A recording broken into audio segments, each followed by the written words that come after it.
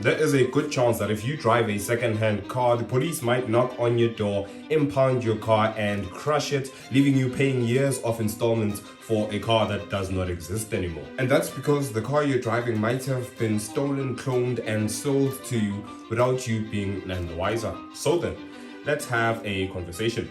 Let's talk about the real and prevalent threat of car cloning in South Africa in a bid to better understand it and find out what we can do to protect ourselves from it. If you're sitting at home right now with a skill or competency but no work, or you own a contracting or service-based business and employees just kind of disappear as quickly as you hire them, there's a fix for that.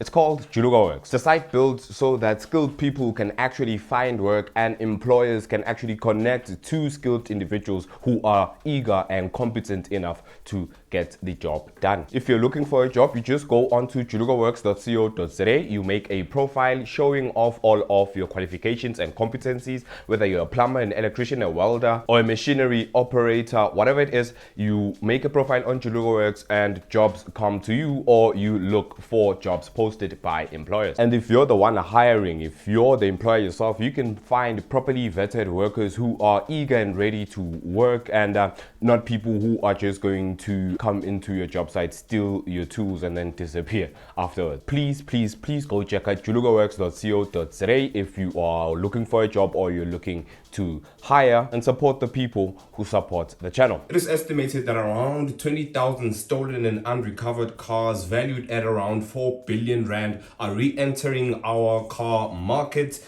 illegally in the form of cloned cars. And you might be asking yourself, what is a cloned car? Well, according to the SAICB, a cloned car is a car that has been stolen or hijacked and has had its identity changed to mimic the identity of another car. What criminals will do when they have a stolen car is that they're going to take off the stamped VIN number that is all over the chassis of the car, the VIN stickers that are also all over the car, and the engine VIN numbers as well. They're going to take them off the stolen car, and then they're going to take the credentials from another car that is legitimately legally owned in South Africa, and they're going to take those VIN details and stamp them and put them into the car. This means new VIN stamps, this means new VIN stickers like we said, and new engine VIN numbers as well. And obviously, to make it as convincing as possible, they are going to want to clone a car that is the same make, model and color as the car that has been stolen, so that when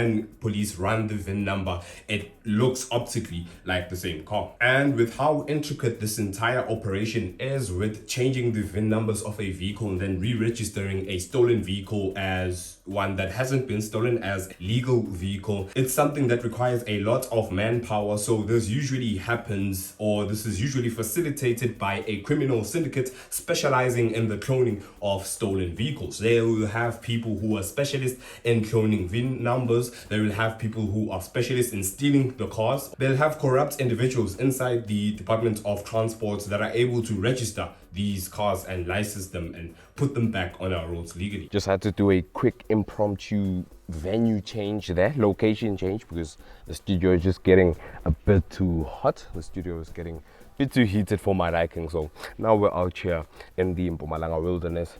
I hope you enjoy, and I hope I don't look too dark there beyond my natural, let's say, strong melanin content there. All right, let's move on. So now that we are familiar with what car cloning is, let's find out how these syndicates actually find cars to clone. Because obviously, yes, we know how they find stolen vehicles, how they acquire those. Some of us have been victims to their means of acquisition. So now let's find out how they find the cars that they get the identity from. So the most publicly available way for them to find cars to clone is through vehicle auctions, vehicle salvage auctions to be particular. They'll buy a wrecked car and then pull all of the identification off of it and put it onto the stolen car. But this is one that, according to the SAICB, is a method that has a paper trail. I mean, you can trace who bought a car and what the VIN number of that car was. Now that it was wrecked, now it's not wrecked all of a sudden, you know what I'm saying? So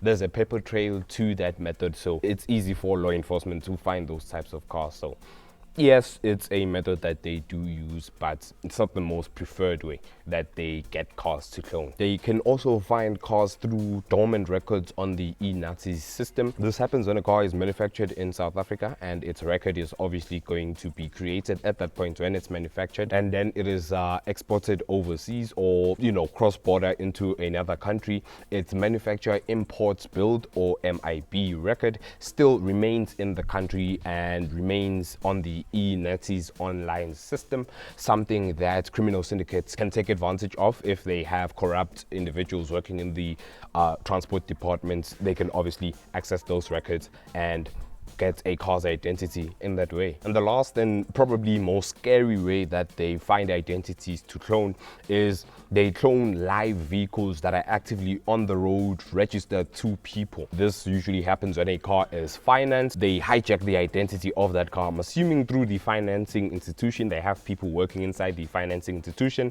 and then when you go to register your finance car, relicense it, you find that it's no longer your car anymore. It's been hijacked. It's kind of like identity theft. If you went into Home Affairs to renew your ID or get a passport, for example, and your fingerprints don't belong to you anymore, and you don't have an identity, that's kind of what is happening here with these live records that are hijacked. After they steal a car and after they find a car that they can take an identity off, a middleman will take the car either to a car dealership and sell it to a car dealership, or will sell it directly to you through means like Facebook Marketplace. Facebook Marketplace is like a reoccurring theme. If we're talking about scams and just criminal activity, I probably need to make a video about that platform. There's a lot of hoshkari behavior happening around it. But yes, after a car has been cloned, it will be sold to you or sold to a dealer. And once you've bought a car that has been cloned, unfortunately, once it is found out, once a cloned car is found in your possession, that's a stolen car, unfortunately, and the insurance will not cover you. You're not going to get your money back, and police will confiscate that car and crush it. As I've already said, you won't get any money from them either.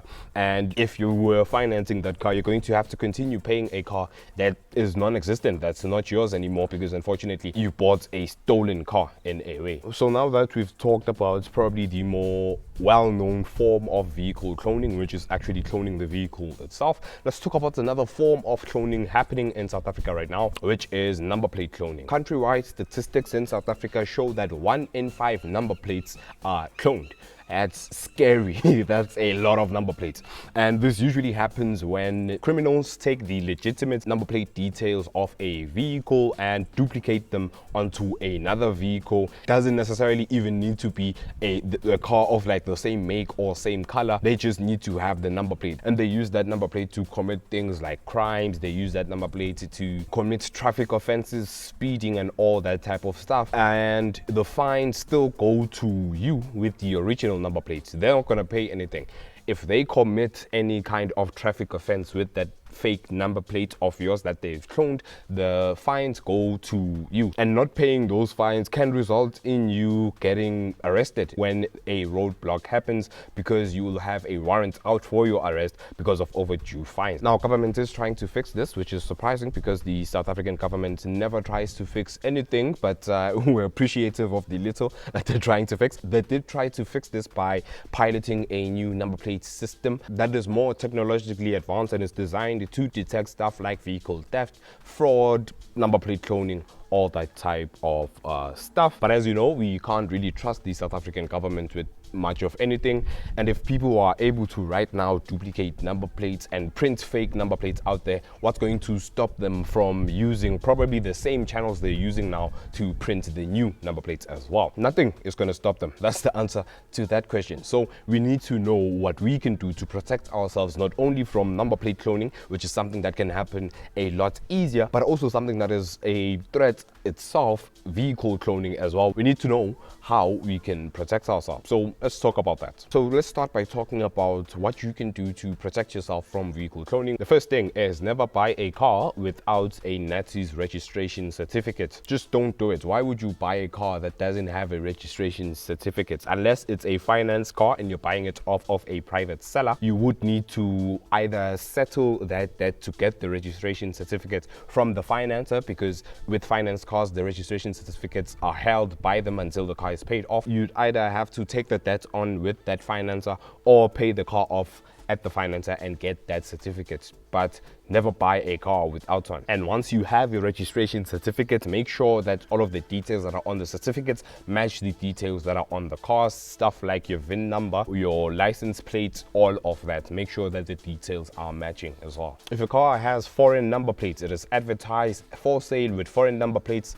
run, my brother, run. Don't even consider it. Run, even if it's a good price. Run. Don't even entertain that a little bit, because that's like a huge risk in terms of vehicle cloning. And obviously this is just kind of like the rule of thumb for any time that you're buying a car, is make sure that you're buying from a reputable dealer, one that either someone recommended because they were treated good, or one that has really good reviews online. And if a deal looks and sounds too good to be true, it probably is. We went over this in the video about auction scams. If it looks too good to be true, it probably is. Don't entertain it. Now let's talk about what you can do to protect yourself from number plate cloning. You want to check your fines regularly using online platforms that allow you to pay your traffic fines. This is something that I did not do and that I almost kind of got arrested for. Like when I was researching this video, I kind of got a little scared when it said that you can get arrested for overdue fines,